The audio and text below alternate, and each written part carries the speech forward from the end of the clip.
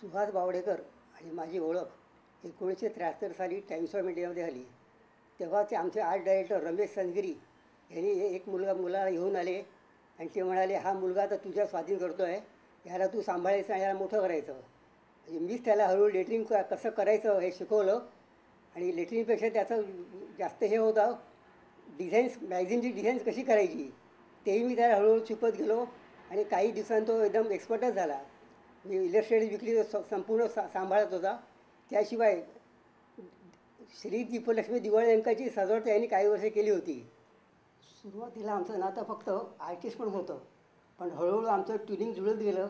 आणि तो एक दिवस मला मला मला तुमच्या हाताखाली काम करायचं आहे, तुम्ही मला आहे ते शिकवत जायचं.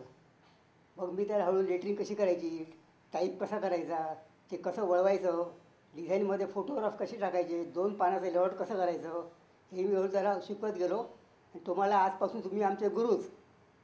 आणि अशा तऱ्हेने तो माझ्याशी कित्येक वर्ष माझे गुरु आणि शिष्याचं नातं जुळलेलं आहे त्याच्याशी. आणि विषय म्हणजे माझी सर्व प्रदर्शनं त्यांनी लावलेली आहेत. कारण चित्र करणं वेगळं आणि प्रदर्शनात मांडणं वेगळं, ते वेगळं आहे. कारण हॉलमध्ये गेल्याबरोबर ते लोकांना आकर्षकपणा वाटला पाहिजे प्रदर्शनाबद्दल. सगळे चित्र 60चे 60 चित्र बरोबर ॲडजस्ट करायचा. विषय म्हणजे त्याला गाण्याची फार आवड होती. त्याचा आवडता गायक म्हणजे जितेंद्र अभिषेकी. त्याचं एक पेटंट गाणं होतं, सर्वात्मका सर्वेश्वरा. म्हणजे तानाविरा म्हणायचे, असं वाटायचं अभिषेकीच गातो आहे असं वाटायचं. इतकं त्याचा बरोबर ते आत्मसात केलं होतं.